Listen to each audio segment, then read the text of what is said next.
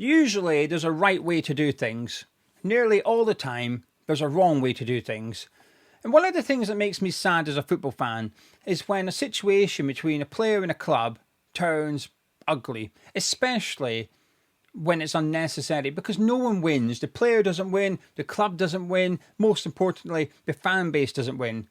And I think that's exactly what's happening with Alexander Isak and Newcastle United. It's just turning ugly. His reputation, his legacy at St James's Park is being tarnished by himself, unfortunately. And it just didn't need to be like this. Now, him leaving was always going to be a bad thing for Newcastle. They're trying to close the gap on Liverpool and Arsenal. So their best player, or one of their best players, leaving is not part of the plan. So if he did go this summer, regardless of the circumstances, it wouldn't be ideal. But I think there's a way of handling it.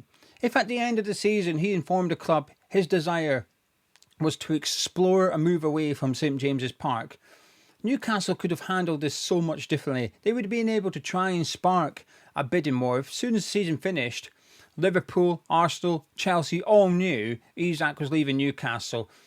They could have all been interested, the price would have went up, but he's waited until two, arguably even three of them, have done their business. And I say arguably for Liverpool because they've signed Hugo Ekitike. Fortunately for Isak, they also want Isak as well. But it's put Newcastle in a really awkward situation where they don't hold that much power anymore. They've left him back home when they've gone off to Singapore for the pre-season tour with an injury story to try and cover it up, although no one was biting it. And now he's not turning up for training. It's just got uglier and uglier and uglier, and it just feels unnecessary. I can't speak for Newcastle fans, but I imagine if he went for 120, 130 million, but everything was handled as well as it could be, they'd maybe go with, thank you very much. We're not going to wish you luck because you're off to Anfield or the Emirates or wherever you're going, but thank you for all you've done. But if he was to leave today, I think he leaves having left a sour taste in the mouth of a lot of Geordies. And I don't think it needed to be like this. It just feels unnecessary. I don't like it. It makes me sad. However, if they get Sesko, hey, there you go. As you may know, if you've been here for more than 2 weeks, as you may know, I'm a big fan of Sesko. And if you haven't been here for more than 2 weeks, if you're new, please do subscribe. Trying to hit 5,000 subscribers before the start of the season. I need about 50. Now, I don't want to get ahead of myself and say it's going to happen. 2 weeks, 50, I should be all right. So subscribe if you're new, and also do drop a like on the video as well by clicking the thumbs up button. We could get 150 likes on the video. That'd be fantastic. But big thank you for all the support recently. It's I'm not going to go as far as saying left me emotional, left me motivated. Morale boosting. Right, Benjamin Šeško, he's got a bit of a decision to make by the sounds of it. Man United, Newcastle United. There's only one winner here. There's got to be only one winner. I think Newcastle can stomach losing out on James Trafford to Manchester City. Because it's Manchester City, right? They are on a different level to Newcastle currently. That's where Newcastle want to be. That's where they're trying to get to. But they're not there yet. So Trafford going back to Man City, I think you can understand and you can say that that's no reflection on Newcastle. I think Mbeumo choosing Man U was not ideal. But I think this one, Sesko, if Man U and Newcastle go in for him, Newcastle have to win this. They cannot miss out on him to Man United. They just can't. And I don't think they will. I think they'll get him. This feels like it's going to happen. All the noise is quite positive around Sesko being open to a move. There is some suggestions he's waiting to see if Man U come to the table. I don't think they will. I don't think Man U can afford him.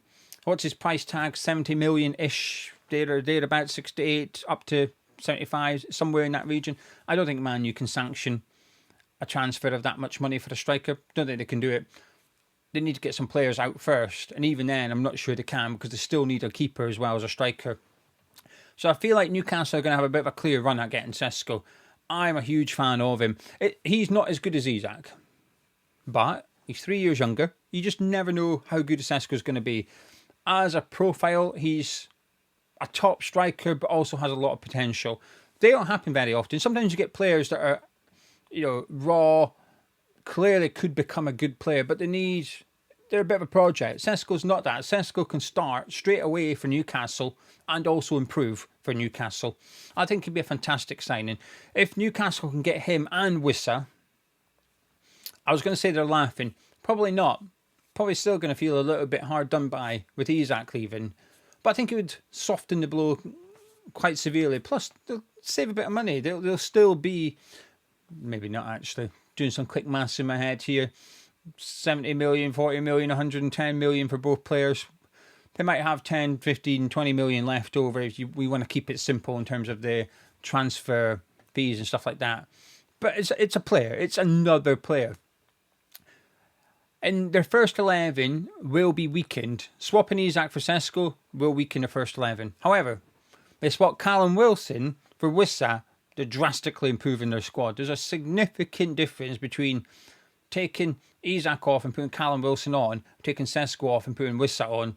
Wissa's good enough to start games, by the way. But I wouldn't be surprised, hypothetically, if Newcastle signed both players today, it would not surprise me if Wissa starts the season as Newcastle's main striker. Would not surprise me at all. He's more ready for the Premier League today. I think Sesko would be a top signing for them. I still think Newcastle need players for today. The situation they're in, and I appreciate why you want to look at the younger players and develop them. I don't think they're in that position yet. I think they need to get players in that can start today, make an impression today, because they're under pressure to get Champions League football next season, and it's going to be difficult. Because right now there's only 4 spots, and it's hard to see Arsenal, Liverpool, Man City, Chelsea not being in the top 4. So Newcastle need to finish above one of those, but also finish above the likes of Aston Villa as well. That's going to be difficult. Now, 5th may become Champions League football. Happy days. But there's no guarantee of top 5. It's going to be a tough season for Newcastle. They're going through a tough period at the minute, missing out on top targets. Now, Isak leaving. But I do strongly believe that they can come back from this. I strongly believe they can still have a good month in the transfer window and improve their squad. I feel quite confident they will. But up until now, it's hard to say it's been a good window for Newcastle. It feels like it just keeps getting worse. But Adam Ramsdale's on his way. Sounds like everything's agreed. A loan move, a heavy loan fee with an option to buy. I'm still not a fan of it. I made that clear. So let's just move on to a transfer I am a big fan of, which is Adam Aznou going to Everton. 7-8 million quid or something like that from Bayern Munich. 19 years of age, left back. Finally, some competition for Mykolenko. I'm not a big fan of Mykolenko. I think he's okay. He's okay defensively. He's okay going forward. But he's no Leighton Baines, is he? I don't even think he's a Lucas Dean either. I think he's just not I think he's at best an average left back in the Premier League. No, he's not actually. The standard of left backs in the Premier League's good. I think that's one of the strongest positions in the Premier League, personally, left back. Kerkez, Robinson, Lewis Hall. There's a lot. I was ready to say Gavardio, may find him centre back. Ait Nouri, but there's a lot of top left backs in the Premier League. He is not one of them. Aznou, I've only seen a handful of times, but in a handful of times I have seen him play, I've been impressed. A lot of hype around him. He's got a big reputation. He's expected to go and achieve big things, and it feels like this is a really good signing for Everton. Bringing someone in that is young, that will put pressure on Mykolenko, and the aim, I imagine, is by the end of the season, that's their new left back. He has knocked Mykolenko out of the team on merit. It'll be a slow start to life for him at Everton, I think, where he'll be on the bench. He'll start some cup games, come off the bench, but I think he'll make a big impression quite quickly, actually, on Everton fans. I feel quite confident that this will be a really good signing long term for them. I know a lot about him, just because there's been a lot of talk about him as well. Really good going forward, really technical, fantastic on the ball, slips into midfield. Think of Miles Lewis-Skelly, another top left back. How he plays for Arsenal, the way he just drifts into central midfield all the time, he can do that as well. Wasn't really given a crack at Bayern Munich. Got a lot of competition, but there was at times where you feel like there was an opportunity to play Aznou, but they played Guerrero instead, which I can understand why he thought, all right, okay, I need to leave Bayern Munich. I think this is the right decision for him. I think he's going to a good club. I think Everton are getting a good player. I like this transfer. Won't hit the ground running. But I think halfway through the season, I wouldn't be surprised if there's conversations happening around how good Aznou's been at Everton. Another player joining the Premier League is Ndoye from Bologna. He's off to Nottingham Forest, 35 million-ish pounds. Like I said, he was linked to him a week ago. Got an injury in a friendly, stomped off the pitch after 2 minutes. But Nottingham Forest are getting their man. I think his medical is today. So not quite got him yet. Not Xhaka to Sunderland. That's done. That's announced. And Ndoye to Nottingham Forest is going to happen. Brilliant signing. Brilliant signing. I like him. Not got the burst of pace or acceleration that Alanga has. But who does? No one else does in Premier League. Alanga's up there on his own. Him and Mickey van der Ven are there. Them two. That's the level you want to be at if you're going to be a speedy player. But Ndoye certainly got that turn of pace. Right wing, left wing, right wing back. Can cover lots of different positions under Nuno as well. I think this is a really good signing. I covered him in a different video. But Nottingham Forest have also had a bid rejected for James McAtee. This is the first club to make a move for McAtee, who's expected to leave in Manchester City this summer. 25 million rejected by the citizens. They are looking for over 30 million. There's some talk it's 35, some talk it's even 42.5 million. Can't recall why they've got. There was a reason they picked out 42.5 million. I can't recall exactly. I think I might be comparing it to another player. But 25 million fell short of Man City's valuation, which, not going to lie, I think 25 million is a fair bid. I don't think Forest are taking the mick here with that bid. That felt reasonable to me. I don't think it'll take much more to get him out of Man City. If you hit 30, I think that's when I would expect to see the bid being made. But it'll be interesting to see if they go back in for him, because suddenly Nottingham Forest's attacking options would be quite nice, especially with Gibbs White signing a new contract and Ndoye good in there. I'm not even sure there's space for McAtee in the starting 11. But they've got Europa League, so there's plenty of football to go around, plenty of minutes to go around. They need a squad next season, and I think McAtee would be an interesting sign. I'm more confident of Ndoye working at Nottingham Forest than I am than James McAtee, just purely down to sort of style of play to some extent. And we're going to finish it up. A player leaving the Premier League, although we haven't really seen him in the Premier League.